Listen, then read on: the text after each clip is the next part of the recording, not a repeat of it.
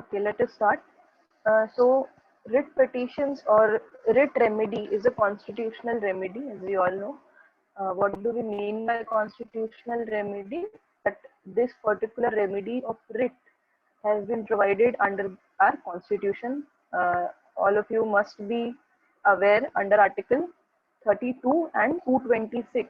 Okay, so under 32, the Supreme Court will have the power to issue writs, and under 226, the High Courts of the states have the power to issue writs whenever there is an infringement of fundamental right. Okay. Now, this particular term writ is short form for written order. अब जो हमारा Indian legal system है वो हमने बोरो किया है, ठीक है। कॉन्स्टिट्यूशन जो हमारा है वो बोरोड कॉन्स्टिट्यूशन है, सबको पता है। बट ये जो रिट का सिस्टम था, it was written order that was made by the king in UK और the royal courts in UK, ठीक है। सो ये हमने कहाँ से अडॉप्ट किया है? It has been adopted from the British constitution, sorry, the British legal system, not the constitution. The British people do not have a constitution, right? Yeah. So it was a form of written command. कि क्या था? Written command था. अब command था मतलब कि इसके पीछे एक authority थी, ठीक है। Whenever we use a command, we know that there is an hidden authority backing it, ठीक है। अब किसके नाम पे इशू होता था? Who was the authority who could issue a writ? That was the court or any other legal authority who had been authorized to act in a manner. अब writ का काम क्या था, या इस रिटन ऑर्डर का क्या काम था? टू एक्ट और to abstain from acting in a particular way, ठीक है। लीगल अथॉरिटी को ये डायरेक्ट होता था, ये कोर्ट का जो ऑर्डर था वो किसके लिए था? एक रिटन अथॉरिटी, लीगल अथॉरिटी के लिए था, जो कि उस लीगल अथॉरिटी को ये बोलता था इधर you act because you have a duty to act, और to abstain from doing something because you are exceeding your duty, ठीक है। तो ये दो तरीके से काम करता था, to act that is positive and to abstain that is negative, ठीक है। ब्रिटिश सिस्टम से हमने अडॉप्ट किया। इसका और एक नाम है प्रेरोगेटिव रिट। इसको हम प्रेरोगेटिव क्यों बोलते हैं? प्रेरोगेटिव का मतलब क्या होता है? Discretion, right. So prerogative writ हम इसीलिए कहते हैं because it was the discretion of the king, ठीक है। अब अगर कोर्ट्स ने रेमेडी मना कर दिया, ठीक है, कि हम आपको कोई भी रेमेडी प्रोवाइड नहीं कर पाएंगे, आपका राइट इन्फ्रिंज भी होता है, so we are helpless in providing you any remedy. So what will happen? That particular person could go to the king or queen of UK, ठीक है। वहां पे तो अभी क्वीन है, कहाँ के? यूके के, ठीक है। और क्या चीज है इसमें? अब ये किंग का डिस्क्रिशन था कि वो आपको राइट प्रोवाइड करना चाहते हैं या नहीं, वो आपको रेमेडी देंगे या नहीं, ठीक है। That is why it was called prerogative writs, and the king or the queen in UK is called the fountain of justice, okay, you may have heard of this term, fountain of justice, ठीक है। तो उस fountain of justice से जितनी भी चीजें बाहर आती है वो प्रेरोगेटिव रिट्स थी, और ये किंग और क्वीन का डिस्क्रिशन है कि वो आपको रेमेडी प्रोवाइड करेंगे या नहीं, ठीक है। In case the royal courts decline the authority to you, ठीक है। नाउ प्री कॉन्स्टिट्यूशनल एरा, जब हमारा कॉन्स्टिट्यूशन नहीं बना था, that is in the British era, हम अब इंडिया की बात कर रहे हैं, ठीक है। इंडिया में ये कौन से कोर्ट्स इशू कर सकते थे? Only the high courts of Calcutta, Madras and Bombay, ठीक है। तो ये प्रेसिडेंसी टाउन्स थे, सब पता है, ठीक है। तो जो प्रेसिडेंसी टाउन्स थे उनके जो हाई कोर्ट्स थे, सिर्फ उनके पास में ज्यूरिसडिक्शन था कि वो रिट इशू कर सकते थे। So writ was any particular specific written order of the court directed to a public authority, ठीक है। और इनका ज्यूरिसडिक्शन कहाँ तक था? अब हाई कोर्ट से हम लोगों को क्या समझ में आता है कि high court of Chhattisgarh for example will have the jurisdiction over all of the Chhattisgarh, ठीक है। तो जितनी भी टेरिटोरियल बाउंड्री होगी छत्तीसगढ़ की, वहां तक के हाई कोर्ट ज्यूरिसडिक्शन होगा। अनलाइक दिस, जब हम प्री कॉन्स्टिट्यूशनल एरा की बात कर रहे हैं, तो high courts of Calcutta, Madras and Bombay had jurisdiction only with in the presidency towns, ठीक है। उनके स्टेट में भी नहीं, सिर्फ प्रेसिडेंसी टाउन तक की उनकी लिमिट थी, उसके आगे उनके पास में राइट नहीं था रिट इशू करने का, ठीक है। और एक इंटरेस्टिंग चीज क्या है और बहुत इंपॉर्टेंट है फ्रॉम योर एग्जाम पर्सपेक्टिव, ये मतलब सारे के सारे एग्जाम्स में आपसे कहीं ना कहीं ये क्वेश्चन पूछा गया है, ठीक है, कि जो हमारी कॉन्स्टिट्यूशनल रेमेडी है under article 32, right, writ issue करने की सुप्रीम कोर्ट की जो पावर है, उसको बी आर अम्बेडकर ने बहुत ही इंपॉर्टेंट पार्ट बोला। It is the most important part of the constitution and his called it the heart and the soul, दिल और जान है, बताओ, ठीक है। तो heart and soul of the constitution है, क्यों? क्योंकि इसके बिना आपने कोई भी फंडामेंटल राइट दिया तो कोई फायदा ही नहीं उसका। जब आप उस कॉन्स्टिट्यूशनल राइट को कोर्ट में एनफोर्स नहीं करा सकते, then your constitutional right is useless. So it is the heart and soul of the constitution, ठीक है। Now it is a public law remedy. Can anybody tell me what is a public law? Type it in the chat box if you have any idea about it.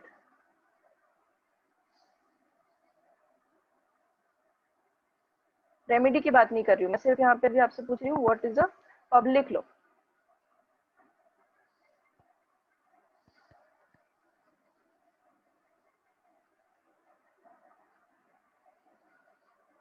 Anyone give it a try, गलत होगा तो ठीक है, हम correct कर देंगे।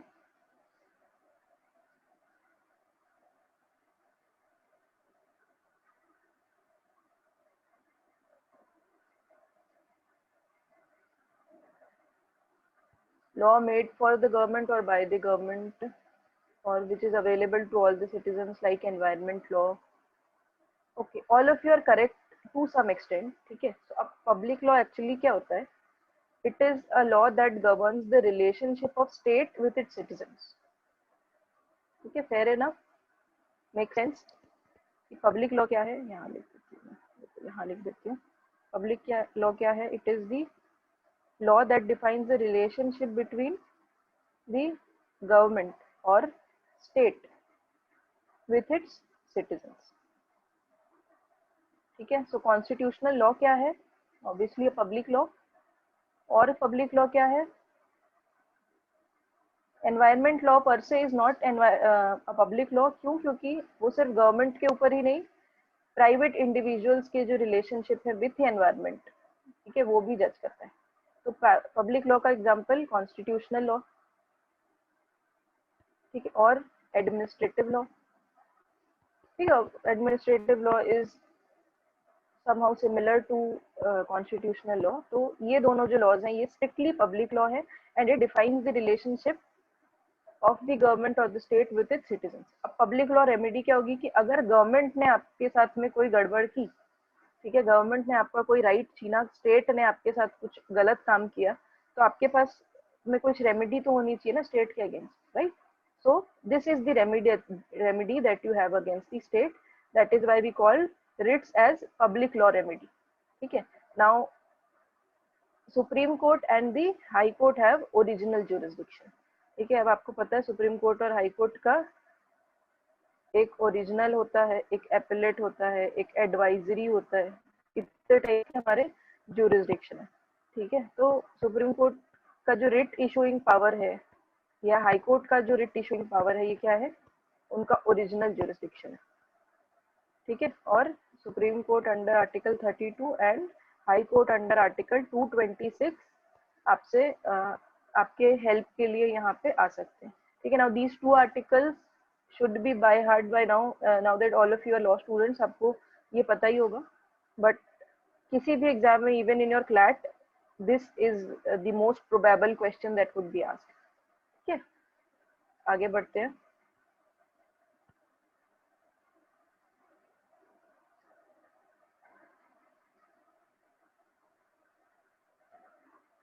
ठीक है, अब एक कंपैरिजन है ये कि 226 और 332 या हाई कोर्ट या सुप्रीम कोर्ट के पावर्स क्या क्या है on the matter of issuance of writs, किस किस टाइप की रेमेडी, क्योंकि दोनों के जो पावर्स हैं वो थोड़े थोड़े अलग है, ठीक है। आप लोगों को अभी तक के जितना भी आपने कॉन्स्टिट्यूशनल लॉ पढ़ा होगा उससे ये आइडिया होगा कि सुप्रीम कोर्ट का जो पावर है वो थोड़ा नैरो है, ठीक है, और हाई कोर्ट का जो पावर है वो थोड़ा वाइडर है। वो कैसे है ये हम लोग देख लेते हैं, ठीक है। So article I have told कि आपको आर्टिकल तो पता ही होना चाहिए,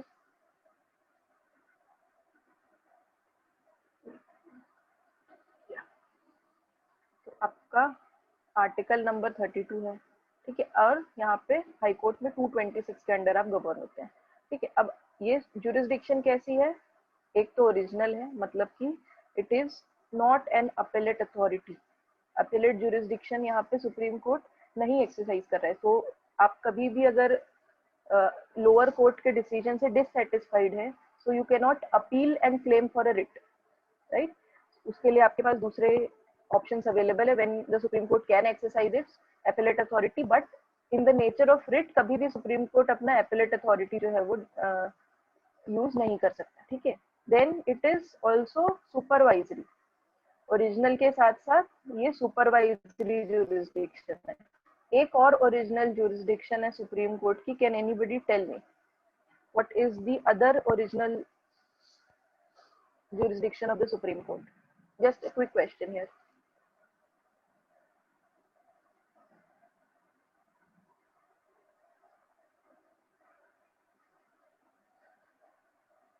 One 131, 136. I'm not asking you the article number. I'm asking you कि किस बारे में आप ओरिजिनल अथॉरिटी होल्ड करता है supreme court, original jurisdiction hold करता है सुप्रीम कोर्ट। दो आर्टिकल नंबर्स आर राइट।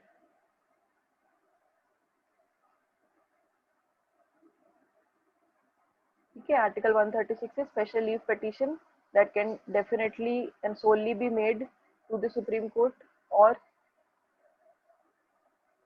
एक ओरिजिनल जुरिस्डिक्शन है जो सिर्फ सुप्रीम कोर्ट ही कर सकता है, और सुप्रीम कोर्ट का काम ही यही है। Originally supreme court is suppose to do that thing. It deals with disputes. तो आपको पार्टीज बतानी है कि एक डिस्प्यूट होगा, अगर लीगल डिस्प्यूट, तो उसमें पार्टीज कौन होंगी। Any matter between the state and between state and citizen. Very good. State not at state and citizen, but between state versus state, central government versus state, ठीक है, या central government and state versus state, और state and state versus central government, ठीक है। ये होती है supreme court की ओरिजिनल जुरिस्डिक्शन, ठीक है। जब हम पढ़ेंगे आगे सुप्रीम कोर्ट के बारे में तब भी ये देखेंगे, ठीक है। बट ये आपके just for your knowledge here, ठीक है। अब जो इसकी जुरिस्डिक्शन है वो सुपरवाइजरी, मतलब सिर्फ सुप्रीम कोर्ट का क्या काम है, बार बार एविडेंस को रीड करना नहीं, सिर्फ सुपरवाइज करेगा कि भाई लोअर कोर्ट जो है या लोअर जो अथॉरिटीज हैं वो सही काम कर रही हैं या नहीं। उस पर कोई भी सुनवाई नहीं होगी, ठीक है, री अप्रिसिएशन ऑफ एविडेंस नहीं होगा। देन जुरिस्डिक्शन कहाँ पर अप्लाई होता है इनका, कहाँ तक के एक्सटेंड होगा, all over India, right. But 226 के अंडर में स्टेट का जुरिस्डिक्शन कहाँ तक है, only with in the state. वो भी कब, when it is against a person residing or against a government authority located within its territory। मतलब क्या होगा, जो डिपेंडेंट है वो रिसाइड करता है कहाँ पे, उस पर्टिकुलर स्टेट में, और government authority is located with in its territory. Next कब होगा, if the cause of action arises with in its territorial jurisdiction, ठीक है। तो अगर आउटसाइड द टेरिटरी की बात करें, तो अगर आपके पर्टिकुलर स्टेट में वो कॉज ऑफ एक्शन अराइज हुआ है, then that particular high court has the authority to issue writ, ठीक है। अब और एक चीज क्या है, हाई कोर्ट के पास में भी सेम चीज है कि हाई कोर्ट को ओरिजिनल जुरिस्डिक्शन है, और अपेलेट अथॉरिटी यहाँ पे भी वो एक्सरसाइज नहीं करेगा, ओनली सुपरवाइजरी जुरिस्डिक्शन होगा, ओनली सुपरवाइज करेगा हाई कोर्ट भी। Then this jurisdiction of the High Court to issue writ should not be in derogation of Supreme Court. Should not be in derogation of Supreme Court का मतलब क्या होता है,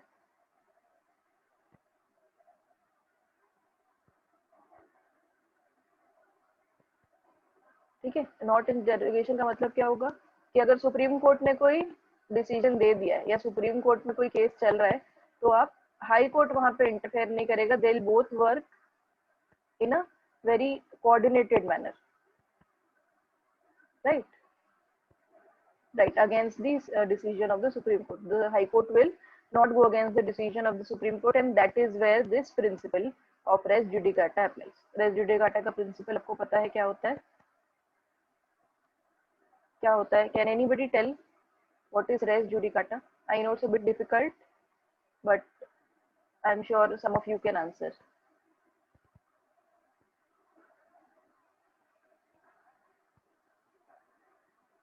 Final decision, but किसका final decision?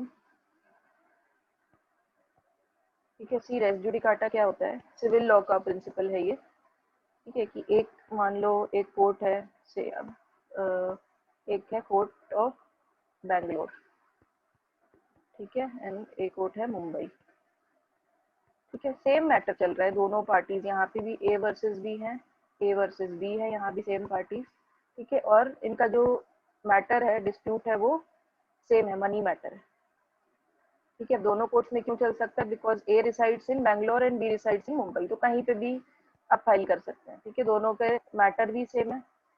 तो अब अगर बैंगलोर के कोर्ट ने डिसीजन दे दिया बी के फेवर में, ठीक है, तो जो मुंबई का कोर्ट है उसके ऊपर रेस जुडिकाटा अप्लाई हो जाएगा। ठीक है, मतलब कि भाई क्योंकि बैंगलोर के कोर्ट ने एक डिसीजन दे चुके हैं, same matter between the same party, तो अब उस पे दूसरा कोई भी कोर्ट अपना जुरिस्डिक्शन जो है वो ऑथराइज नहीं करेगा, उस मैटर को नहीं हेयर करेगा। अब ए के पास रेमेडी क्या बचती है? ये नहीं कि तुम दूसरे कोर्ट चले जाओ सेम लेवल की और वहां पे केस फाइल कर दो। No, that can not happen. Every other court in the whole territory of India is barred from hearing that suit between the same parties about the same matter. But A के पास अब क्या remedy है कि आप appeal करो, आपकी remedies तो कभी खत्म नहीं होती। ठीक है, तो ए के पास रेमेडी है कि आप अपील कर सकते हैं सुपीरियर कोर्ट में, नॉट द अदर कोर्ट जो same level of authority exercise करता है। ठीक है, so this is the principle of res judicata. अब यहाँ पे कैसे अप्लाई होगा कि अगर सुप्रीम कोर्ट ने बोल दिया कि भाई एक रिट मैं इशू करता हूँ हिबस कॉर्पस का, फॉर एग्जाम्पल, ठीक है, तो सेम मैटर पे अब हाई कोर्ट आप नहीं जा सकते हो। ठीक है, या हाई कोर्ट सेम मैटर को हियर नहीं कर सकता और रिट इशू नहीं कर सकता, because the principle of res judicata applies to the high court. ठीक है, I hope I am clear. अगर यहाँ पे किसी को डाउट है तो देखे ना। ठीक है, now what are the grounds of issuance of writ? कब इशू करेगा court writ? When there is an infringement of fundamental right, simply. Okay, Article 32 is also a part of the fundamental right.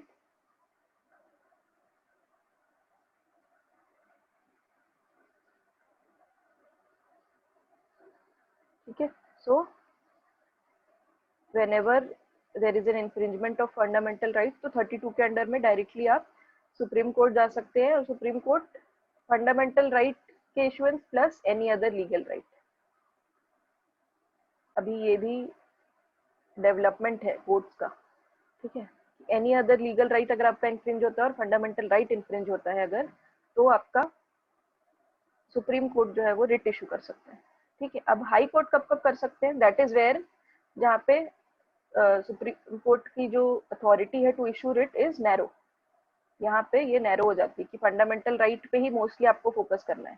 ठीक है, but high court किस किस type कब कब कर सकता है? On grounds of issuance of sorry infringement of fundamental right, जब आपका फंडामेंटल राइट इन्फ्रिंज हुआ है, या infringement of any other legal right. यहाँ तक तो दोनों में सेम है चीजें, but there is a principle of illegality, irrationality and procedural impropriety।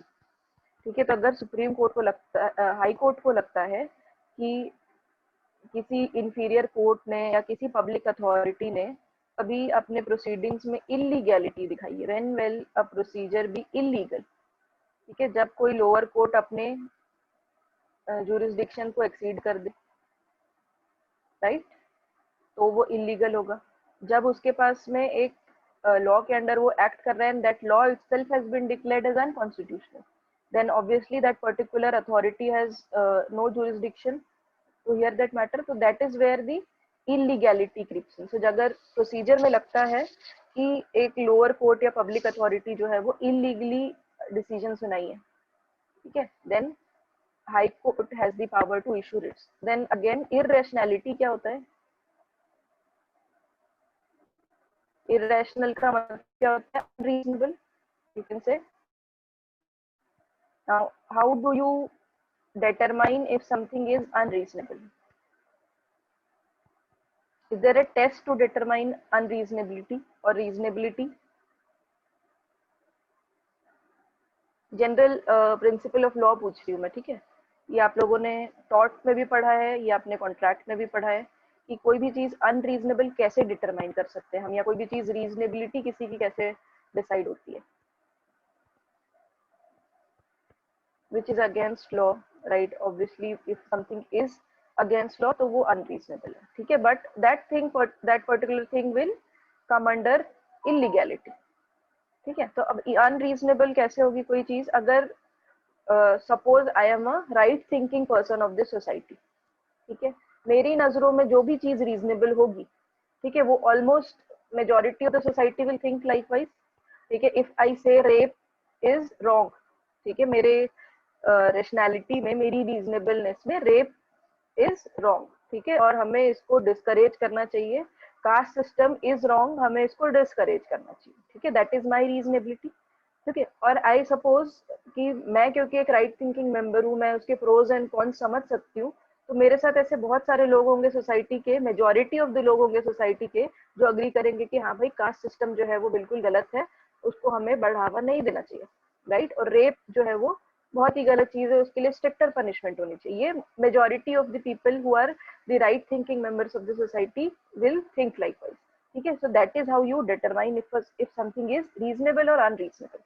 So unreasonability or reasonability is determined on the basis of a thinking of a right thinking person.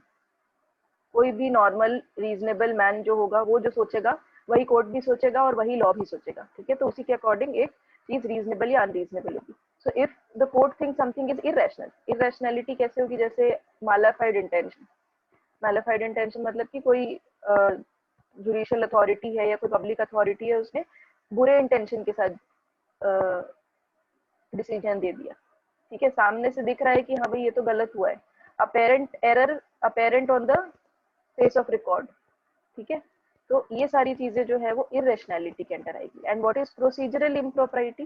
Procedural impropriety means कि जो principles of natural justice आपको follow करने हैं while in a court procedure और normal departmental inquiry. जब भी आप कोई भी पब्लिक डीलिंग कर रहे हैं, कोई पब्लिक अथॉरिटी सिटीजन से डील कर रहा है, तो उसके कुछ प्रिंसिपल्स ऑफ नेचुरल जस्टिस हैं, ठीक है। Can anybody tell me what are the principles of natural justice? There are basically 3 main principles of natural justice. Can you point it out?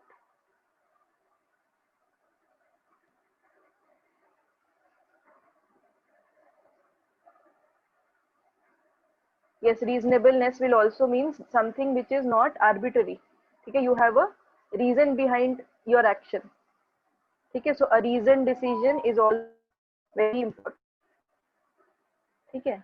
एक आपका ऑडी ऑल्टरम पार्टम आ गया मेरे पास में, ठीक है। Audi alteram partum means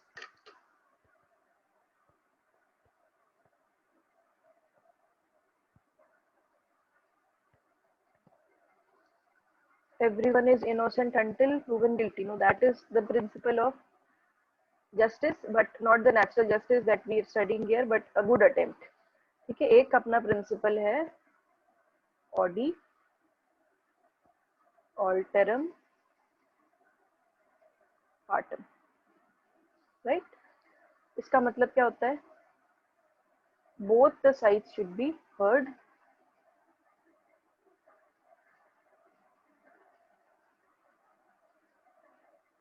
right. मतलब fair hearing, दोनों sides of a dispute को इक्वल अपॉर्चुनिटी मिली है अपना साइड प्रेजेंट करने की, अपना मैटर प्रेजेंट करने की, ठीक है। अब और क्या चीज जरूरी होनी चाहिए?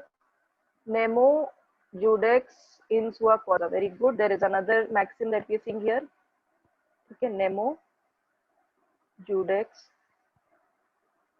इन सुआ कॉजा। इसका क्या मतलब होता है? नोबडी शुड बी अ जज इन हिज ओन कॉज। इसका मतलब कि जो जज है वो फेयर होना चाहिए, अनबायस्ड होना चाहिए। If one party is related to the judge, obviously that particular person cannot be completely unbiased, ठीक है, cannot be completely fair. So this is also called rule against bias. So whenever we see that there is rule against bias, या कोई दिख रहा है कि apparently एक authority जो है वो interested है एक particular transaction में, ठीक है, तो he will not be the right judge to decide that matter, ठीक है। एक और प्रिंसिपल है, ये तो बहुत अच्छे 2 प्रिंसिपल हम सबको पता है शुरू से, फेयर हियरिंग होनी चाहिए और रूल अगेंस्ट बायस होना चाहिए, ठीक है। एक और प्रिंसिपल है जो आप हमेशा मिस कर जाते हैं और वो बहुत इंपॉर्टेंट है। Make a guess. Administrative law में पढ़ा होगा। और since principle of natural justice है तो हम लोगों को पता भी है ये। This is a natural instinct in everyone. Anyone please try.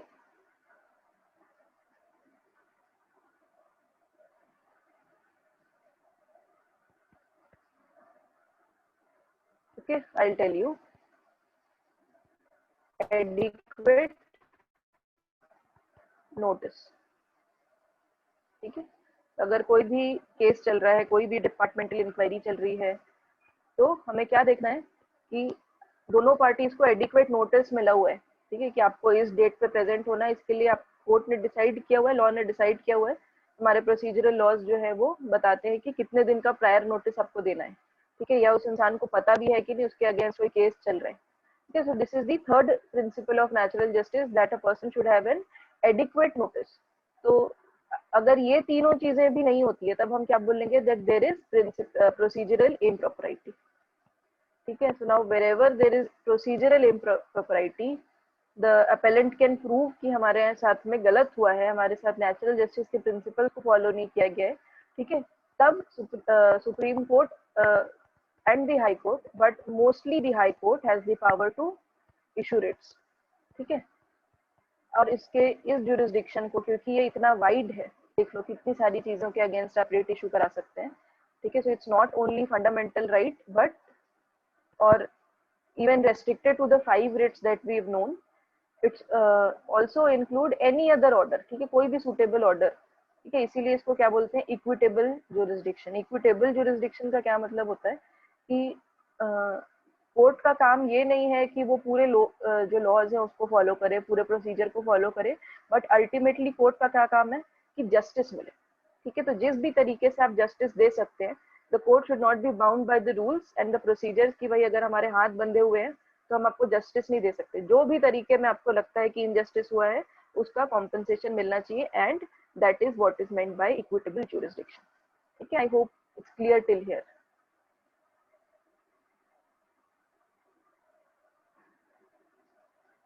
ठीक है, then discretion of the court कैसा है। जो सुप्रीम कोर्ट की अथॉरिटी है वो डिस्क्रिशनरी नहीं है। ठीक है, सुप्रीम कोर्ट के पास अगर आप जाते हैं तो ऐसा नहीं कि कोर्ट आपको हर हालत में रिट इशू कर देगा। ऑब्वियसली आपकी पिटीशन में अगर दम नहीं है तो वो डिसमिस भी हो जाएगा। उस डिसमिसल को क्या कहते हैं, डिसमिसल इन लेमाइन। ठीक है, ये कब होता है, जब कोर्ट को लगता है कि आपने जो पिटीशन फाइल की है वो फ्रॉडुलेंट है, वेक्सेशियस है, सिर्फ कोर्ट का टाइम वेस्ट करने के लिए या बेकार में पब्लिसिटी गेन करने के लिए आपने पिटीशन फाइल की, तो ऑब्वियसली कोर्ट आपको हेल्प नहीं करेगा। बट कोर्ट का ये डिस्क्रिशन नहीं है कि वो बिल्कुल सामने से मना कर दे in case of supreme court. क्यों, क्योंकि 32 article 32 that is the constitutional remedy is itself a fundamental right. So even the court can not deny you a fundamental right. ठीक है, so this particular authority, the court is not discretionary under article 32 but it is discretionary under article 226. So the high court can say I don't want to hear your petition or it is my discretion to issue the writ. ठीक है, so court may refuse to issue the writ and you cannot say कि हमारे साथ गलत हुआ है, because you still have an option to go to the supreme court. ठीक है, then latches and delays क्या होता है कि अगर आपके साथ कोई घटना हुई, आपका राइट इन्फ्रिंज हुआ 1 साल पहले, आप 1 साल बाद उठते हैं, आपको लगता है कि नहीं मेरे साथ बहुत गलत हुआ और मुझे कोर्ट में जाके अपना फंडामेंटल राइट के लिए लड़ना चाहिए। ठीक है, तो कोर्ट क्या बोलेगा कि यार बहुत लेट हो चुके हो, अब चलो ठीक है, हो गया, आपका फंडामेंटल राइट नहीं है। ठीक है, तो कोर्ट ऐसा कभी बोलेगा नहीं। क्यों, क्योंकि कॉन्स्टिट्यूशन ने या किसी भी दूसरे लॉ ने रिट मैटर में कोई लिमिटेशन रूल अप्लाई नहीं किया है। ठीक है, यूजुअली क्या होता है 30 दिन के अंदर में अप्लाई करो, ठीक है, या 6 महीने में आओ, ऐसा कोई भी limitation period in cases of रिसाई नहीं होता। बट कोर्ट जो है आपकी पिटीशन डिसमिस जरूर कर सकता है ये बोल के कि इतने दिन तक क्या कर रहे थे, why were you sleeping over your right. ठीक है, तो if you were sleeping over your right the court will not help you. तो इस डीले को डिस्करेज जरूर किया जाता है, बट एक्सेप्शनल सर्कमस्टेंसेस में कोर्ट उस डीले को कॉन्डोन भी कर सकते हैं। ठीक है, now locus standi. Locus standi मतलब who has the right to go to the court or claim the writ against a particular person. ठीक है, तो किसके पास में वो राइट है? जिसका राइट इन्फ्रिंज हुआ है ऑब्वियसली उसी के पास में राइट है कि वो अपने राइट के लिए लड़ेगा. This is called theory of relativity. Now theory of relativity says कि आपका जो राइट है and your remedy both are relative. अगर आपके पास राइट है तो आपके पास रेमेडी है, अगर आपके पास राइट नहीं है तो आपके पास में रेमेडी नहीं है. ठीक है, this is the theory of relativity. But there are some exceptions to this theory of relativity and that is habeas corpus. सबको पता है हिबिस कॉर्पस क्या होता है? To present the body. मतलब जब किसी का इलीगल डिटेंशन हुआ है तो वो इंसान जरूरी नहीं है कि जेल से आपको चिट्ठी भेजेगा कि यार मुझे इलीगली डिटेन कर लिया गया. इवन देयर फैमिली मेंबर्स और फ्रेंड्स और एनजीओ, कोई भी पब्लिक स्पिरिटेड पर्सन उस इंसान के बिहाफ में पिटीशन फाइल कर सकता है. ठीक है, सो एक्सेप्शन है ये लोकस स्टैंडाई रूल का एंड को वारंट. ठीक है, जब भी कोई पब्लिक अथॉरिटी एक पोस्ट को विदाउट क्वालिफिकेशन होल्ड करेगा तो ये कोई भी इंसान उसके अगेंस्ट में जा सकता है. ठीक है, कोई भी इंसान उसके अगेंस्ट में कंप्लेंट कर सकता है. So these two are the exceptions. ठीक है, नाउ ये भी सेम है लोकस स्टैंडाई, यहाँ पे भी सेम है. एक चीज और आती है इधर, legitimate expectation. Can anybody tell me what is the meaning of legitimate expectation?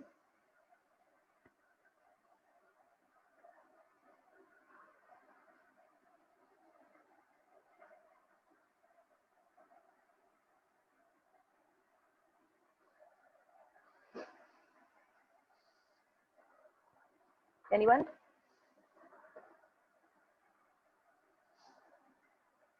No? All right. So legitimate expectation क्या है? नाम से ही पता चलता है कि जो भी legitimately, जो भी reasonably आप expect करते हैं, किससे कर रहे हैं? गवर्नमेंट से. ठीक है, this also includes promissory estoppel. promissory estoppel भी पता है कि अगर आपने किसी से प्रॉमिस कर दिया तो आपके उस प्रॉमिस के बेसिस पे किसी ने, सामने वाले पार्टी ने कोई एक्शन ले लिया, ठीक है, उसको कोई नुकसान हो गया, उसने कोई भी ओवर्ट एक्शन ले लिया, तो आप उस प्रॉमिस से बाउंड हो. That is promissory estoppel. You can not go back on your words. But what is legitimate expectation कि एक गवर्नमेंट से सिटीजन क्या क्या एक्सपेक्ट कर सकते हैं. ठीक है, वो उनकी लेजिटिमेट एक्सपेक्टेशन है.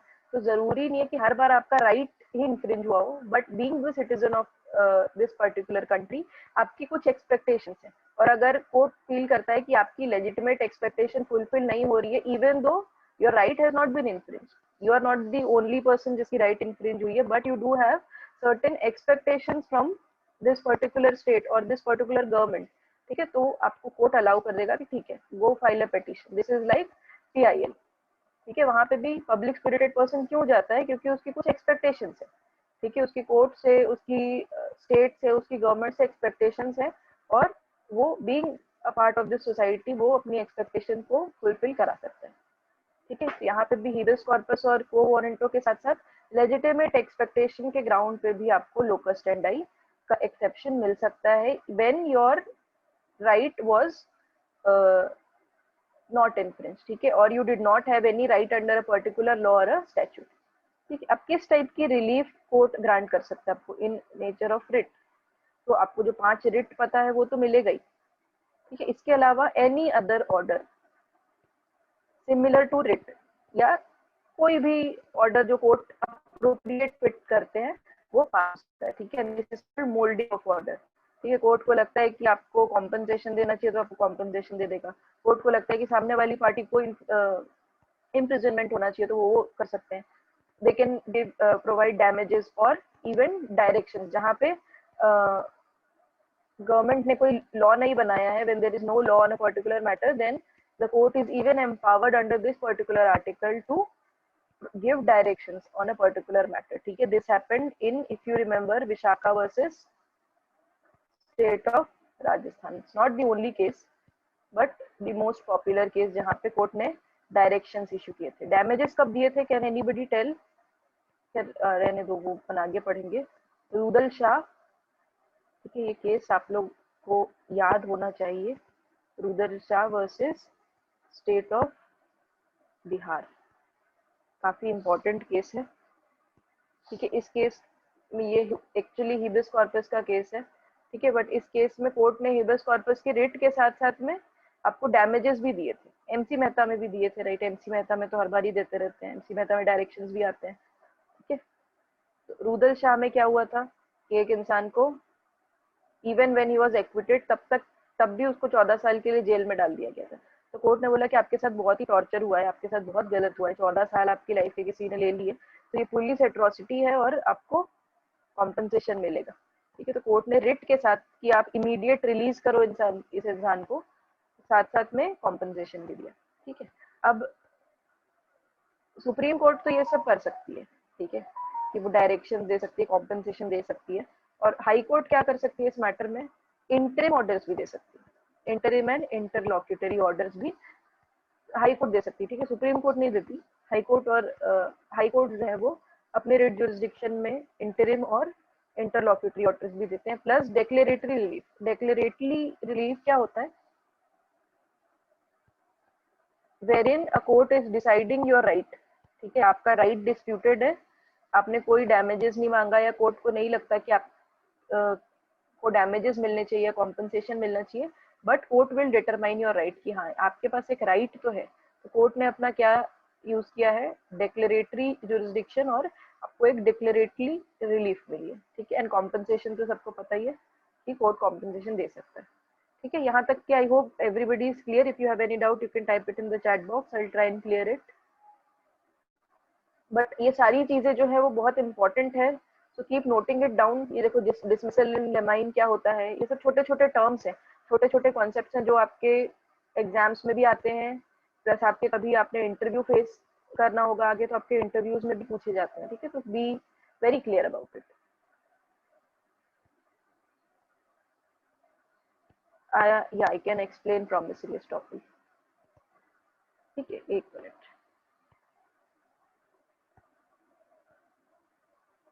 Promissory estoppel actually civil law का कॉन्सेप्ट है, पर प्रॉमिसरी एस्टॉपल के अंडर क्या होगा? ए, मान लो आप ए हो और आप किसी बी के साथ में कॉन्ट्रैक्ट करना चाहते थे, ठीक है? और ए ने एक प्रॉमिस कर दिया कि भाई अगर इंडेमनिटी का है, ठीक है, say the contract is of indemnity. A ने बोला कि भाई तू आगे काम बढ़ा, अगर कोई भी लॉस होता है तुमको बिजनेस में तो मैं सारा तुमको लॉस जो है वो खुद बियर कर लूंगा, ठीक है? ए ने प्रॉमिस कर दिया बी को टू पे फॉर द लॉसेस, ठीक है, और make good the losses. Indemnity हो रही है यहाँ पे, ठीक है? अब बी ने सोचा अरे वाह कितना अच्छा आदमी है, ठीक है? बी ने इस प्रॉमिस के बेसिस पे अपना बिजनेस आगे बढ़ाया। बी ने 10 लाख रुपए लगा के एक नया बिजनेस चालू कर दिया, ठीक है? बट 15 दिन बाद ए ने क्या किया? वो इस कॉन्ट्रैक्ट से बैकआउट कर देता है कि भाई मैं नहीं कर पाऊंगा तुझे लॉस वॉस, मैं तुम्हारा कोई इंडेमनीफाई नहीं कर पाऊंगा, आई कांट हेल्प यू। तो बी क्या करेगा बेचारा? बी तो फंस गया। क्यों फंस गया? क्योंकि बी ने बिजनेस स्टार्ट कर दिया। B acted upon the promise made by A कि तू अपना बिजनेस स्टार्ट कर, मैं सारा काम देख लूंगा, जो भी पैसे वैसे लगेंगे, कोई भी लॉस अगर तुझे हुआ तो मैं हेल्प करूंगा, ऐसा ए ने प्रॉमिस किया था। So B acted upon the promise of A, right? So A at any point of time after making the promise and after B has acted upon it this promise, वो कभी भी back out नहीं कर सकता. He cannot go back on his words. ठीक है? And that is the principle of promissory estoppel. Clear है? तो ए जो है वो एक गवर्नमेंट भी हो सकती है, क्योंकि हम रेट की बात कर रहे हैं, तो यहाँ पे प्राइवेट बॉडी की जगह एक गवर्नमेंट अथॉरिटी हो सकती है। स्टेट आपसे प्रॉमिस कर सकता है कि आप अपना, गवर्नमेंट बहुत सारी स्कीम्स लॉन्च करती है, राइट?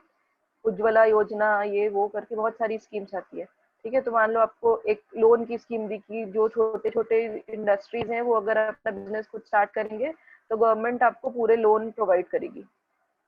इंटरलॉक्यूटरी भी मैं बताती हूँ, ठीक है? तो यहाँ पे ए जो है वो गवर्नमेंट भी हो सकती है। मान लो जो एनडीए गवर्नमेंट है उसने एक स्कीम प्रॉमिस कर दी लोन देने की छोटे एमएसएमईज को, ठीक है? और उसके 15 दिन बाद गवर्नमेंट ने वो स्कीम वापस ले ली, ठीक है? और एक एमएसएमई है A and B private limited नाम का, ठीक है? उसने एक बिजनेस चालू कर दिया, उसने यहाँ पे 10 लाख रुपए लगा भी दिए, ठीक है, तो क्या वो गवर्नमेंट को सू कर सकता है? बिल्कुल कर सकता है, ठीक है, बिकॉज यहाँ पे प्रॉमिसरी एस्टॉपल अप्लाई हो जाता है।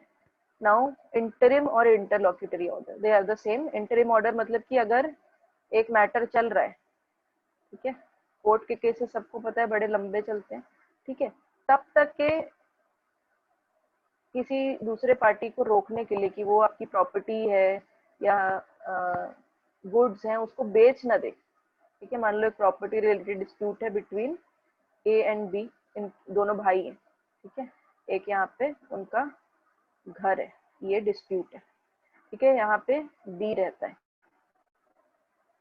ठीक है, कोर्ट ने ए ने यहाँ पे फाइल किया केस कि भाई हमारे को आधी आधी प्रॉपर्टी चाहिए या तो आप बेच के पैसा दो, बट बी बोलता है नहीं मैं ना ये घर खाली करूंगा ना मैं तुमको कोई हिस्सा दूंगा, ठीक है, तो जब तक कि ये मैटर चला, पता चला 6 साल तक के चल ही रहे, हो सकता है इंडिया में, ठीक है, 6 साल तक के मैटर चला और बीच में बी को लगा कि यार हो सकता है कि मैं ये क्लेम हार जाऊं, तो इससे अच्छा मैं घर बेच देता हूँ, ना रहेगा घर ना रहेगा डिस्प्यूट, ठीक है, बात की बाद में देखी जाएगी, तो कोर्ट से ए क्या बोलेगा कि प्लीज आप एक इंटरिम ऑर्डर भी पास कर दो कि भाई मुझे जो है इस घर पे राइट चाहिए, ठीक है, और आप रोक दो इसको कि ये बी जो है अपना घर बेचे ना, तो ये एक तरीके से इंजंक्शन हो गया। और इंटरिम ऑर्डर और क्या हो सकता है कि ए जो है वो बेघर है, ठीक है, उसके पास घर नहीं है और ऑब्वियसली इसकी एंसेस्ट्रल प्रॉपर्टी है, तो ए जो है वो अपना हिस्सा मांग सकता है। ए बोल देगा बी से कि भाई तुम मुझे महीने के कुछ पैसे दिया करो ताकि मैं अपने दूसरे घर का किराया भर सकूं, तो जो बीच के जो पैसे देने का जो ऑर्डर है वो है इंटरिम ऑर्डर, ठीक है, तो कोर्ट के बीच में अगर कोई मैटर चल रहा है उसमें अगर आपको कोई पैसे चाहिए, कॉम्पनसेशन चाहिए, वो इंटरिम ऑर्डर होता है, ठीक है, अगर समझ नहीं आया होगा तो I can explain it again with another example.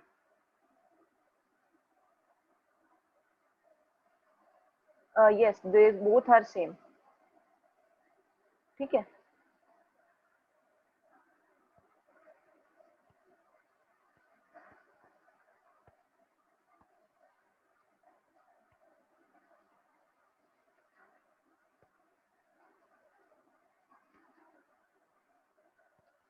ठीक है, नेक्स्ट अब अपन सीधे स्पेसिफिक रिट्स पे आते हैं।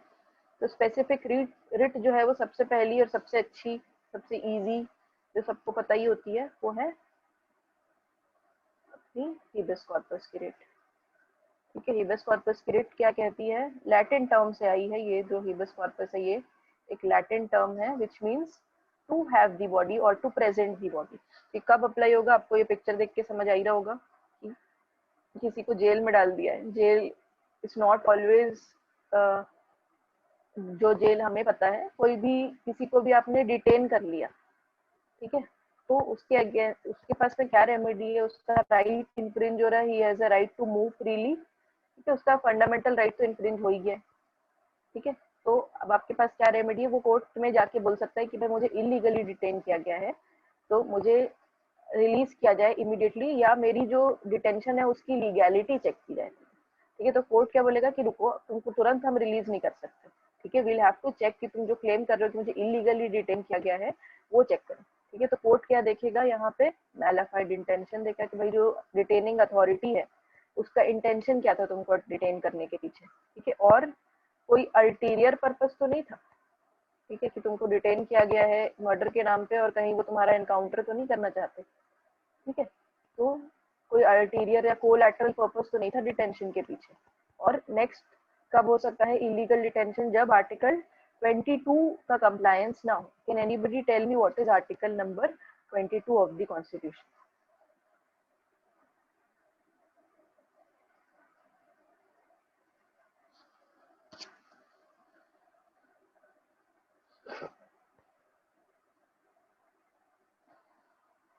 Preventive detention,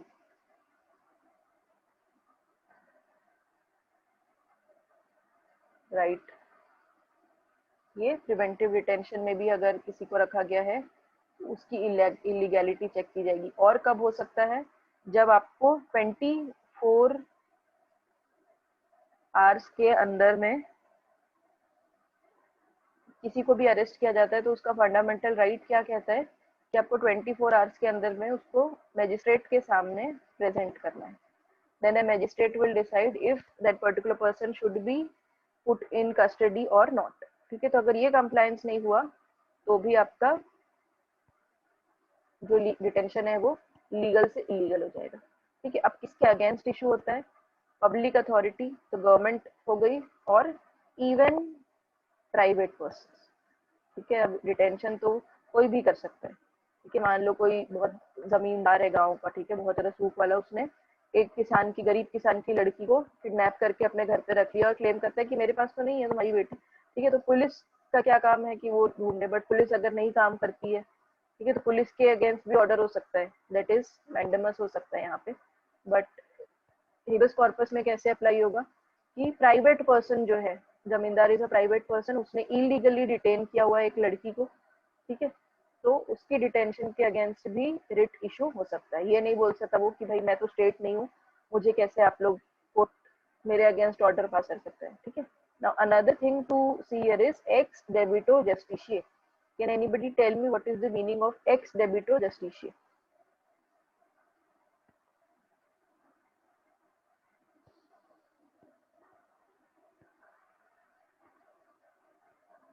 try.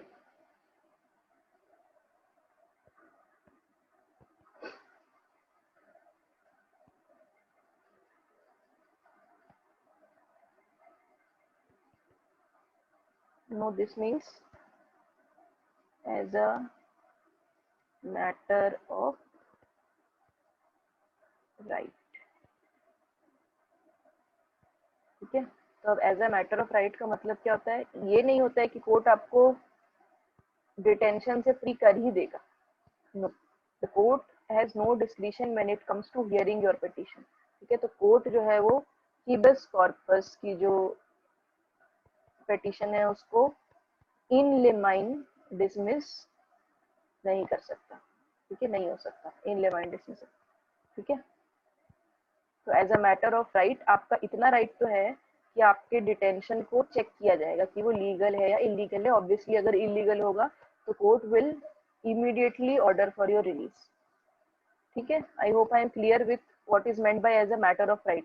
So you do not have a right कि आपको डिटेन किया गया है तो आपको छोड़ ही दिया जाएगा. ठीक है, फ्री होने का राइट नहीं है आपके पास, बट आपकी पिटीशन को कोर्ट अपने डिस्क्रिशन पे नहीं सुन सकता. तो कोर्ट कब डिस्क्रिशन एक्सरसाइज करता है? अंडर आर्टिकल 226 अभी हम लोगों ने देखा कि हाई कोर्ट का ये डिस्क्रिशनरी पावर है कि वो रिट पिटीशन को सुनेगा या नहीं सुनेगा, या सुनेगा भी तो उस पर ऑर्डर करेगा या नहीं. ठीक है, आपको रिलीफ मिलेगी या नहीं. बट इस पर्टिकुलर हिबस कॉर्पस के रेट में ये इन डिसमिसल लिमाइन जो है वो इन लिमाइन डिसमिसल जो है वो अप्लाई नहीं होता. ठीक है, अब कोर्ट और क्या देखता है इसमें कि टेक्निकलिटी पे नहीं जाता कोर्ट कि आपने पिटीशन सही फाइल की है कि नहीं. ठीक है, पूरी जो प्रोसीजरल टेक्निकलिटीज है वो कंप्लाई होना इतना जरूरी नहीं है. जरूरी क्या है कि आपका डिटेंशन अगर इलीगल है तो आपको फ्रीडम मिल सके. ठीक है, और ये कहाँ कोर्ट ने सबसे अच्छा एग्जाम्पल दिया था इस केस में, Ichhu Devi versus union of India. Very important case, you should remember the year. इसमें एक पोस्ट कार्ड, ठीक है, एक डेट्यून्यू जो था जिसको इलीगली डिटेन किया गया था, उसने पोस्ट कार्ड लिखा जेल से कि भाई मुझे यहाँ पे इतने सालों से बंद करके रखा हुआ है, मुझे किसी मजिस्ट्रेट के सामने नहीं पेश किया गया है, मेरे साथ अच्छा ट्रीटमेंट नहीं हो रहा. तो कोर्ट ने इसको भी पिटीशन जैसा ट्रीट कर लिया. ठीक है, ये नहीं बोला कि कोर्ट में आओ पहले फाइल करो, फिर तुम्हारा चेक करेंगे कि तुमने सही लैंग्वेज यूज की है कि नहीं, सही लोगों को ऑथराइज किया है कि नहीं, वो सब नहीं. सिर्फ एक पोस्ट कार्ड दिए, उसको भी पिटीशन जैसा ट्रीट किया गया. ठीक है, देन लोकस स्टैंडाई मतलब कि कौन फाइल कर सकता है? तो इसमें ऑब्वियसली द डेटिन्यू कैन फाइल जिसका राइट इन्फ्रिंज हो रहा है. हिज नेक्स्ट फ्रेंड, ठीक है, तो उसका फ्रेंड या रिलेटिव कोई भी, और even a public spirited person, मतलब यहाँ पे एनजीओज वगैरह भी कंप्लेन कर सकते हैं कि भाई यहाँ पे लोगों को इलीगली डिटेन किया गया हुआ है. This happens mostly in human trafficking cases. आप लोग देखे होंगे जो एनजीओ काम करते हैं उसमें कोई जो लड़कियां बच्चियां होती हैं जो जबरदस्ती ट्रैफिक हो रही होती हैं या प्रोस्टिट्यूशन में धकेली हुई होती हैं, वो लोग खुद से फाइल नहीं करते. एनजीओ जो है वो बोलते हैं कि देखो यहाँ पे इलीगल डिटेंशन हुआ है, इनको कहीं जाने नहीं दिया जा रहा है, तो illegally even the private bodies have detain. तो यहाँ पे रिट ऑफ हिबस कॉर्पस जो है वो एनजीओ भी फाइल करते हैं. ठीक है। देन कब रिट इशू नहीं होती? ऑब्वियसली जब डिटेंशन लीगल है, मतलब आपको, अरे आपने कोई काम गलत किया है, आप लॉ को ब्रेक किए हैं, तो आप इलीगली, आप लीगली डिटेन हुए हैं, उसमें ये नहीं बोल सकते कि मुझे जेल में कभी नहीं रखोगे, ठीक है? जब काम गलत किया हो तो जेल भी जाओगे, ठीक है। Then the proceeding is for contempt. अगर कोर्ट के कंटेम्प्ट के लिए या पार्लियामेंट के कंटेम्प्ट के लिए कोई प्रोसीडिंग है, ठीक है, तो उसमें अगर आपको डिटेन किया गया है तो that detention is also legal, and आपको कोर्ट, किसी कॉम्पिटेंट कोर्ट डिटेन किया है। कोर्ट कब डिटेन करेगा आपको? जब आपसे बोला गया था कि कोर्ट में प्रेजेंट रहो, ठीक है, या अपने प्रॉपर्टीज जमा करो, या आपके अगेंस्ट में कोई ऑर्डर निकला है कि आपको यहाँ आना चाहिए था, आपको अपनी प्रॉपर्टी देनी चाहिए थी, वहां आप नहीं गए, ठीक है, आप बोले कि मैं नहीं आता, तो कोर्ट कुछ लोगों को भेज के आपको प्रेजेंट करवा सकता है, तो वो भी आपको डिटेन कर रहे हैं। When it is done by a competent court, then that is your legal detention, ठीक है। तब उस केस में writ of habeas corpus apply नहीं हो सकता, ठीक है। कुछ केसेस हैं, ये आप लोग लिख लीजिए, मैं इसको पहले क्लियर कर देती हूँ।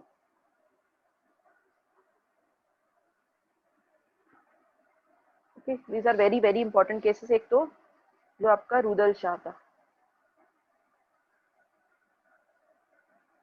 वर्सेस स्टेट ऑफ बिहार, ठीक है, इसका ईयर चेक कर लेना एक बार।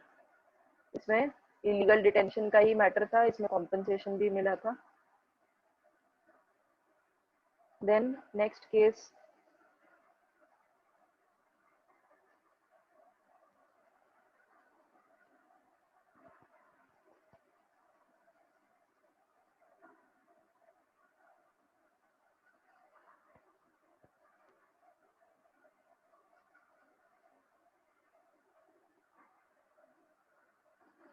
केसेस नोट डाउन कर लो, मैं आपका डाउट भी बता रही हूँ, ठीक है। Then very important case Nilabati Behera versus state of Orissa, ठीक है। इसमें भी एक इंसान को अपने घर के घर से पुलिस ने पिक करके ले गया था और उसको इलीगली डिटेन किया गया था। इस केस में भी कॉम्पनसेशन मिला था, ठीक है, with along with the writ of habeas corpus compensation भी मिला था, ठीक है। Then मिल्कियत Singh,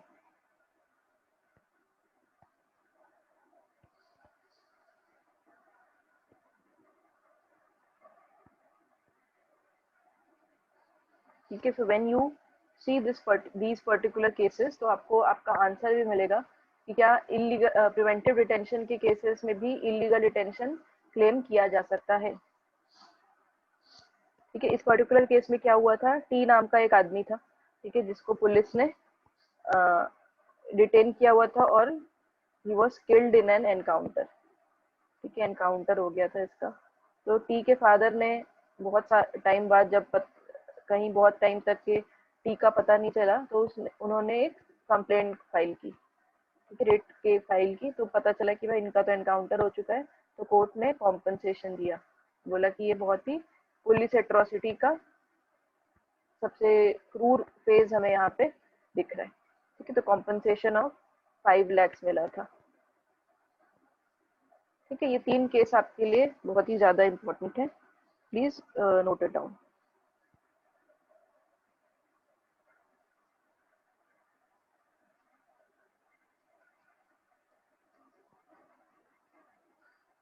Yes, Rishita, you can leave if you have a college class, you can leave.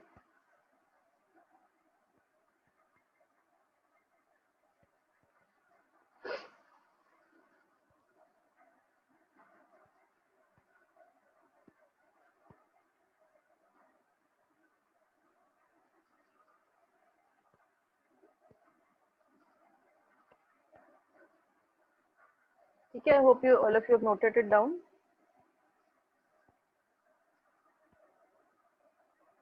अब नेक्स्ट है, ठीक है, ये है को वारंटो, ठीक है। को वारंटो में कोर्ट आपसे क्या पूछ रहा है, बाय व्हाट अथॉरिटी। कोर्ट का इस को वारंटो का मतलब क्या होता है, लैटिन टर्म है बाय व्हाट अथॉरिटी। अब आपको यहाँ पे किसका दिख रहा है पोस्टर, नायक मूवी का, अनिल कपूर आपको दिख रहे हैं, ठीक है, ये मूवी आपको याद होगी। He was made the chief minister of Maharashtra for 1 day. ठीक है, इजी है। अब लोग भाई ऐसे तो किसी को भी प्राइम मिनिस्टर चीफ मिनिस्टर बना दिया जाता है, ठीक है, किसी को भी बना सकते हैं क्या? तो चीफ मिनिस्टर के लिए कुछ क्वालिफिकेशन है। क्या क्वालिफिकेशन है? इंडियन सिटीजन, ठीक है, member of legislative assembly of the state, ठीक है, और 25 ईयर्स और अबव। ठीक है, ये क्वालिफिकेशन है, इसमें पढ़ाई लिखाई की कहीं बात नहीं की गई है, सिर्फ ये आपके क्वालिफिकेशन हैं to become the chief minister of a state. ठीक है, suppose Anil Kapoor was only 24 years old. He was a 24-year-old journalist. Quite difficult to believe, but let us presume that he was 24 years old.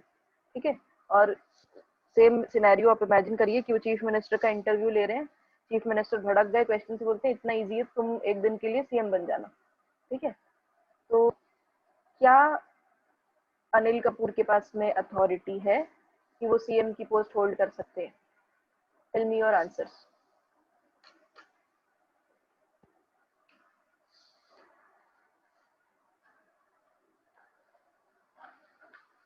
ठीक है, I told you what are the qualifications to become a CM. ठीक है, और एक qualification क्या है कि अगर आपने स्टेट लेजिस्लेटिव असेंबली के आप मेंबर नहीं भी हो, मतलब आप इलेक्शन नहीं भी लड़े हो, तो गवर्नर के पास में ये राइट है कि वो आपको, किसका डिस्क्रिशन होता है यहाँ पे? गवर्नर का डिस्क्रिशन है कि वो चाहे तो आपको अपॉइंट कर सकते हैं। ठीक है, गवर्नमेंट की परमिशन के, गवर्नर की परमिशन के साथ में आप सीएम बन सकते हो। बट यहाँ पे आप सबका आंसर मुझे नो मिला है। ठीक है, मतलब आप ये मानते हैं कि सीएम के पास में Anil Kapoor being the CM did not have the authority to hold the post. ठीक है, तो क्या इनके ऊपर को वारंटो अप्लाई हो सकता है? क्या जो सुपीरियर कोर्ट है वो ये बोल सकती है कि भाई तुम किस अथॉरिटी से सीएम बन गए? खेल चल रहा है यहाँ पे, है ना, बोल सकती है। ठीक है, तो ऑब्जेक्ट क्या है? को वारंटो अप्लाई होगा। ठीक है, ऑब्जेक्ट क्या है अब इस पूरे रिट का? To prevent a person to hold a public office which is not legally entitled to hold. So anybody who is an usurper of public office, ठीक है, जिसके पास में क्वालिफिकेशन ही नहीं है पब्लिक ऑफिस होल्ड करने की। हर पब्लिक ऑफिस की कुछ मिनिमम क्राइटेरिया है, कुछ मिनिमम क्वालिफिकेशन है। ठीक है, अगर उसके पास ये क्वालिफिकेशन नहीं है then he does not have an authority to hold. ठीक है, अपने आपको मैंने इतना सिंपल और स्टूपिड सा एग्जाम्पल इसीलिए दिया ताकि आपको एक ओ वारंट तो हमेशा के लिए याद हो जाए। जब भी आप देखो तो आपको सीधे ये नाया का पोस्टर दिखे कि Anil Kapoor was 24 years old, he did not have the authority. ठीक है, अब किस किस ग्राउंड्स में इशू हो सकता है? जब वो ऑफिस पब्लिक ऑफिस हो। ठीक है, so that means private office अगर कोई होल्ड कर रहा है विदाउट क्वालिफिकेशन तो उसको इशू नहीं होगा। So that has to be the office of public nature. Public office का नेचर क्या होता है? कोई स्टेट होल्डेड, स्टेट फंडेड। ठीक है, ये सब हम लोग जब आर्टिकल 12 पढ़ेंगे तब आपको मिल जाएगा। तो कोई भी पब्लिक ऑफिस के नेचर का ऑफिस है अगर, तो उसके अगेंस्ट आप रिट इशू करा सकते हो। Then it is held without authority, उसके पास में अथॉरिटी नहीं थी और क्वालिफिकेशन भी नहीं थी। ठीक है, देन लोकस स्टैंडाई कौन फाइल कर सकता है? Any person. ये हम लोगों ने पहले भी देखा था कि लोकस स्टैंडाई यूजुअली किसके पास होती है? जिसका राइट होता है। ठीक है, जिसका राइट इन्फ्रिंज हो वही क्लेम कर सकता है। बट हेबस कॉर्पस और लोको वारंटो इस टाइप के रिट्स हैं, या इनका पर्पस ऐसा है कि वो पब्लिक नेचर का हो। ठीक है, उसमें पब्लिक एट लार्ज का राइट जो है वो अफेक्ट हो रहा है, तो anybody, any person can file. ठीक है, अच्छा, एक हेबस कॉर्पस से रिलेटेड एक और चीज जो छूट गई थी वो ये है कि क्या हेबस कॉर्पस सिर्फ सिटीजन्स के लिए अवेलेबल है? मेरा क्वेश्चन है आपसे कि क्या हेबस कॉर्पस सिर्फ सिटीजन्स के लिए है या सिटीजन्स और नॉन सिटीजन्स दोनों के लिए?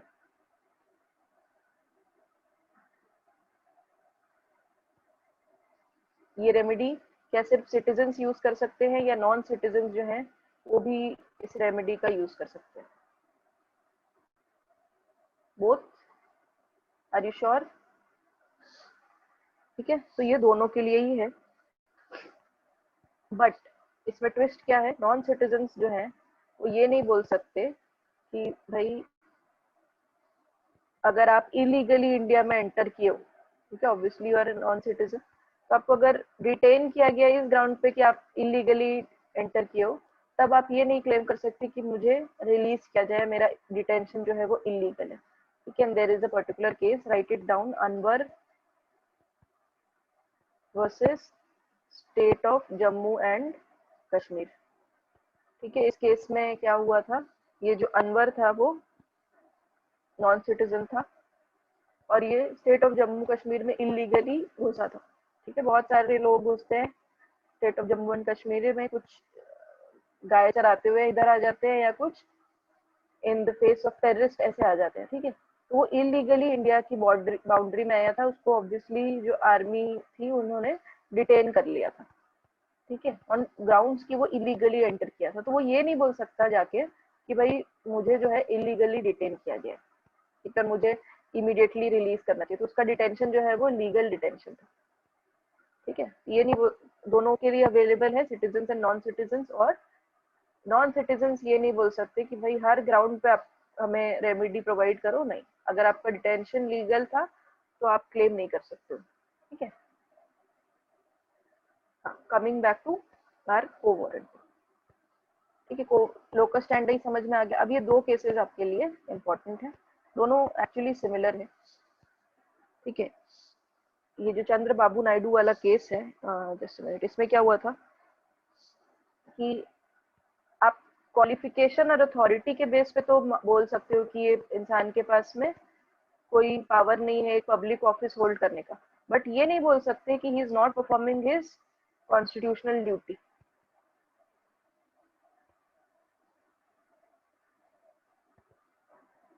ठीक है, that means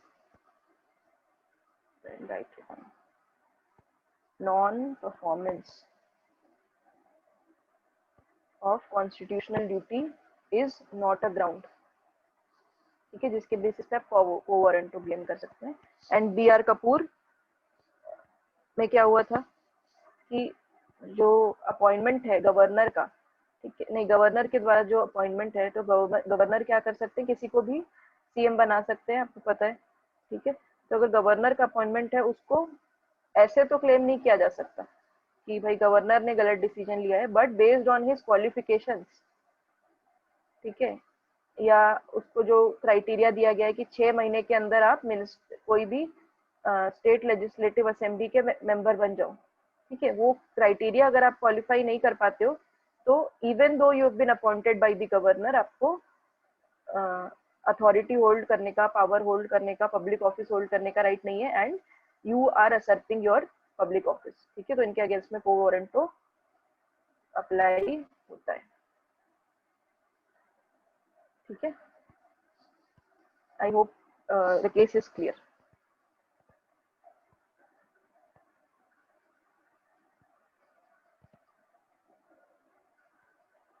Just a minute.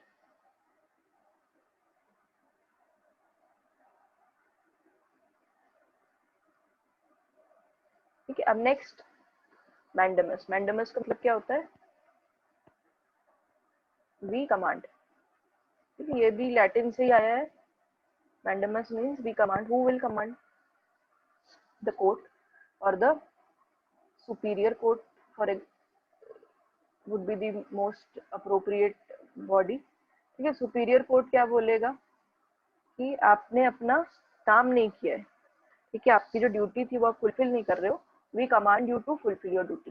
It's as simple as that. ठीक है, तो if you go back to this illustration, a person here is complaining to the judge, ठीक है, कि पुलिस वाले जो है उन्होंने मेरी कंप्लेंट नहीं ली, तो he had a statutory duty कि आपको विक्टिम की कंप्लेंट लिखनी है, बट पुलिस ने नहीं लिखी। ठीक है, तो आपके पास में राइट क्या क्या है कि आप एक तो एसपी के पास जा सकते हो और आप कंप्लेंट फाइल कर सकते हो, दो रेमेडीज अवेलेबल होती है।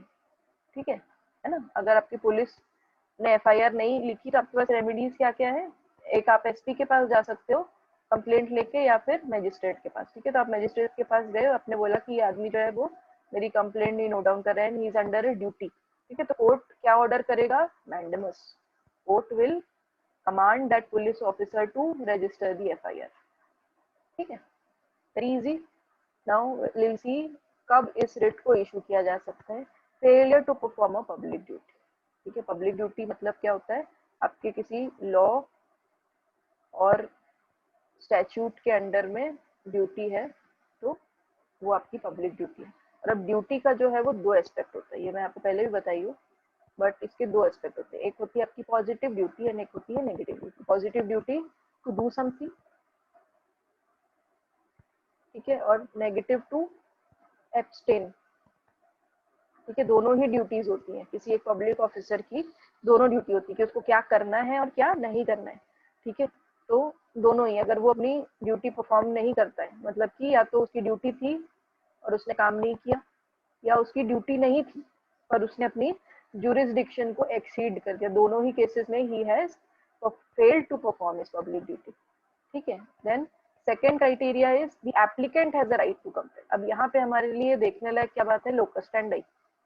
अब लोकस स्टैंडर्ड किसके पास है यहाँ पे? Only the applicant who has a right, whose right has been infringed, ठीक है। Not everyone can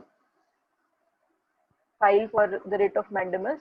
So when the applicant has a right to compel that person, only then he can be said to have the right to file a writ of mandamus, ठीक है। and restrain a public authority from functioning under the unconstitutional law, मतलब कि absence of jurisdiction, मतलब जहाँ पे आपका jurisdiction था ही नहीं, एक लॉ जो ऑलरेडी अनकॉन्स्टिट्यूशनल डिक्लेयर हो चुका है बाय द कॉम्पिटेंट कोर्ट, उस लॉ के अंडर में अगर कोई पब्लिक ऑफिसर अपनी ड्यूटी परफॉर्म कर रहा है, मतलब कि वो अपनी ड्यूटी का, जहाँ पे उसकी ड्यूटी ही नहीं है, एब्सेंस ऑफ ज्यूरिसडिक्शन में काम कर रहा है, ठीक है। तो वो भी कोर्ट का काम है कि वो मैंडेमस के थ्रू किसी पब्लिक ऑफिसर को एक अनकॉन्स्टिट्यूशनल लॉ के अंडर अपनी ड्यूटी परफॉर्म करने से भी रोक सकते हैं, ठीक है।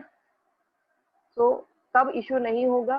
When the duty is discretionary, ठीक है। इस पर्टिकुलर पॉइंट पे एक केस है, लिख लीजिए आप लोग,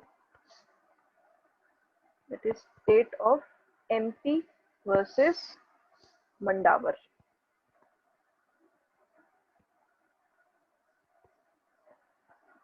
ठीक है। ये है 1954 का केस, ठीक है। इस कोर्ट में, इस पर्टिकुलर केस में क्या बोला था कि एमपी गवर्नमेंट ने एक रूल निकाला, ठीक है, कि वो डियरनेस अलाउंस जो है वो अपने एम्प्लॉयज को देगा। तो एमपी गवर्नमेंट के जितने भी एम्प्लॉयज थे उसको डीए देने का इन्होंने डिसीजन दिया, एमपी गवर्नमेंट ने। बट ये डिसीजन जो था वो डिस्क्रिशनरी नेचर का था। उनका जो ऑर्डर था उसी में लिखा था कि ये कोर्ट गवर्नमेंट का डिस्क्रिशन है कि वो डियरनेस अलाउंस जो है वो दे या ना दे, ठीक है। तो यहाँ पे जो एम्प्लॉयज हैं उनका पास में राइट नहीं है, ठीक है। तो उनका राइट नहीं है कि वो कंपेल करे, क्यों? क्योंकि ये डिस्क्रिशनरी नेचर का था। So whenever that duty, the MP government has a duty towards its employ, but that duty is discretionary in nature. हर ड्यूटी को आप कंपल्सरी नहीं बना सकते, वरना गवर्नमेंट का फंक्शनिंग मुश्किल हो जाएगा, ठीक है। तो when that duty is discretionary in nature, when it totally depends on the will of the government, ठीक है, तब आप ये नहीं बोल सकते कि आपको परफॉर्म करना ही पड़ेगा, ठीक है। तब उसने अपनी ड्यूटी को असर्ट नहीं किया, ठीक है। When the right of applicant is private, private right मतलब arising out of a contract, if you have entered into a contract with state of MP, ठीक है, you are a private person, private builder हो, आपने कोई contract sign किया MP government के साथ, तो ये जो आपका राइट है, even though you have made a contract with the government, ठीक है, state of MP is the government body, but आपका जो राइट है वो पब्लिक नेचर का नहीं है, आपका राइट पब्लिक प्राइवेट नेचर का है, ठीक है। So you being a contractor, आपका राइट प्राइवेट राइट है और आपके पास में प्राइवेट रेमेडीज है, ठीक है। तो आप सिविल सूट फाइल करेंगे, आप रिट नहीं फाइल करेंगे, ठीक है। And it does not lie against private individual, so the defendant should always be state or a public authority, ठीक है, और inferior court, ठीक है, और any tribunal, ठीक है, इतने लोग हो सकते हैं जो आपके डिफेंडेंट हो सकते हैं, बट इसमें से कोई भी प्राइवेट इंडिविजुअल नहीं हो सकता जिसके अगेंस्ट आप मैंडेमस का रिट क्लेम कर सके। ठीक है, so a superior court what will it do, किसी पर्सन या पब्लिक अथॉरिटी को डायरेक्ट करेगा टू डू और to forbear in the nature of public और स्टैट्यूटरी ड्यूटी। ठीक है, अपनी ड्यूटी या तो तुम करो या तो मत करो, ये ऑर्डर आएगा। ठीक है, क्लियर है? सो मैंडेमस इज बेसिकली जहां पे भी आप किसी एक पब्लिक अथॉरिटी की ड्यूटी थी to do something or to abstain from doing something and that particular person has not done something or not abstained from something, then आपके पास में writ of mandamus का right available है। ठीक है, then the last two writs थोड़े confusing होते हैं। ठीक है, बट घबराने की बात नहीं है, बहुत इजी भी है और बिल्कुल सेम है। ठीक है, मतलब कोई इसमें खासा चेंज नहीं है दोनों ही रिट्स में। अब अगर आप इस पिक्चर को देख लेंगे, ठीक है, तो काफी कुछ क्लियर हो जाएगा ये दोनों पिक्चर से। जब भी अब आपको रिट्स में कंफ्यूजन हो तो ये जो पिक्चर है वो याद कर लो कि सर्शरी जो है वो कब अप्लाई होता है, जब कोई डिसीजन आ चुका है, मतलब कि जजमेंट आ चुका है कोर्ट का। ठीक है, ओनली देन सर्शरी का रिट अप्लाई होता है। और प्रोहिबिशन कब है, जब कोर्ट की प्रोसीडिंग चल रही है। ये आपको दिख रहा है, पिंक मूवी का सीन है। ठीक है, तो यहाँ पे कोर्ट प्रोसीडिंग चल रही है। ठीक है, यहाँ डिसीजन नहीं आया है, कोर्ट प्रोसीडिंग चल रही है। ठीक है, तो जब भी कोर्ट प्रोसीडिंग चल रही होगी तो हम कहाँ पे जाएंगे, कौन सा रेट इशू करेंगे, हम करेंगे प्रोहिबिशन। और जब जजमेंट आ चुका होगा तब हम सर्शरी के लिए अप्लाई करेंगे। ठीक है, तो सर्शरी का मतलब क्या होता है, to be informed of, Latin meaning होती है टू बी इन्फॉर्म्ड ऑफ। अब ये कब होता है, जब एक इंफीरियर कोर्ट, ठीक है, एक इंफीरियर कोर्ट जिसके पास में कोई ज्यूरिसडिक्शन ही नहीं था, ठीक है, this court did not have a jurisdiction, but उसने फिर भी वो मैटर को केयर किया। ज्यूरिसडिक्शन बहुत टाइप के होते हैं, टेरिटोरियल, ठीक है, पेक्यूनरी, सब्जेक्ट मैटर, बहुत सारे होते हैं। ठीक है, तो किसी भी टाइप का ज्यूरिसडिक्शन मान लो इंफीरियर कोर्ट के पास में नहीं था, but that particular court still went on ahead to hear the case and give a judgment। एक कोर्ट ने अपना डिसीजन दे दिया, तो अब गलत तो हो गया है ना। अगर जिस कोर्ट के पास में राइट नहीं है, पावर नहीं है डिसीजन देने का, उसने अगर अपना डिसीजन दिया तो गलत हुआ। ठीक है, प्रोसीजरल इम्प्रॉपरिटी है यहाँ पे भी। ठीक है, तो गलत हुआ है तो रेमेडी भी होगी। यहाँ रेमेडी आती है कि जो हायर कोर्ट है, higher court could be supreme court और हाई कोर्ट। अब हायर कोर्ट क्या बोलेगा कि तुम्हारे ऊपर हम सर्शरी अप्लाई करते हैं and your decision is quashed, null and void.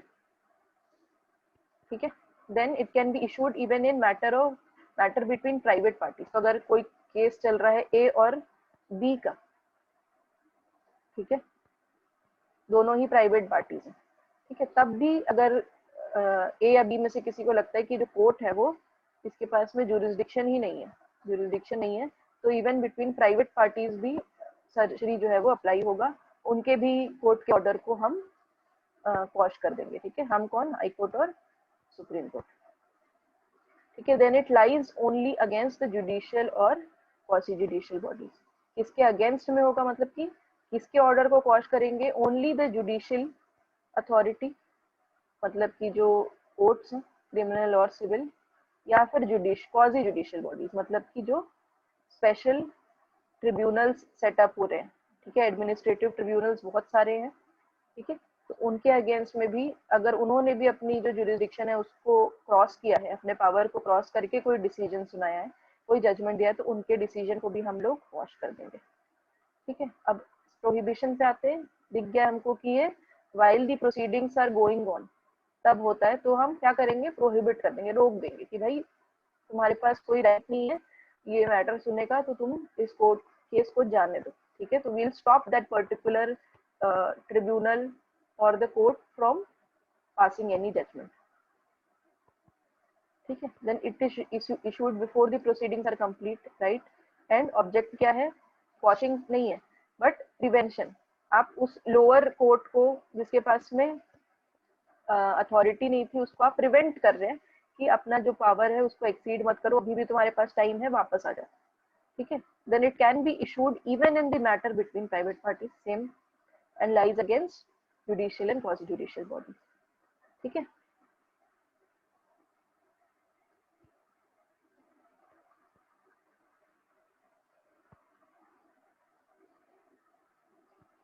अब ये जो है वो दोनों पे अप्लाई होता है। ठीक है, यहाँ तक के हम डिफरेंस पढ़ रहे थे, सिंपल बिल्कुल डिफरेंस जो है वो एक ही चीज में है कि जो सर्जरी है वो after a decision has come तब आप अप्लाई करते हैं, और अगर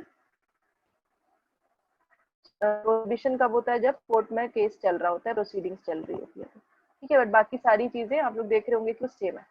ठीक है, तो कब इशू होता है, when there is excess of jurisdiction. ये हम लोगों को पता है कि कोई भी अगर अपनी कोर्ट या फिर ट्रिब्यूनल अगर अपनी अथॉरिटी को एक्सीड कर देगा तो उसका जो ऑर्डर है वो पॉश हो जाएगा या उसको रोक दिया जाएगा। ठीक है, then error of law apparent on the face of the record, हमको दिख रहा है। ठीक है, एक्सेस ऑफ जुरिसडिक्शन तो एक चीज है, अब आपको दिख रहा है कि ये जो कोर्ट है वो सही डिसीजन नहीं ले रहा है, there is error of law. ठीक है, कोई एक लॉ का गलत इंटरप्रिटेशन सामने से दिख रहा है, फेस ऑफ द रिकॉर्ड पे सामने से दिख रहा है, तब आप ऑब्वियसली जाने तो नहीं दे सकते कि ठीक है बाद में देखेंगे, ये तो नहीं बोल सकते। उसी टाइम पे उस ऑर्डर को या तो क्वॉश करना जरूरी है या फिर प्रोहिबिट करना जरूरी है। ठीक है, तब भी होगा। Then there is violation of principle of natural justice. Principle of natural justice हम लोगों को पता ही है, साक्षी प्लीज डोंट ड्रॉ। ठीक है, प्रिंसिपल ऑफ नेचुरल जस्टिस पता है, फेयर डीलिंग और फेयर हियरिंग। ठीक है, ये एक। सेकंड क्या है, rule against bias. And third is जब नोटिस है, एडिक्वेट नोटिस।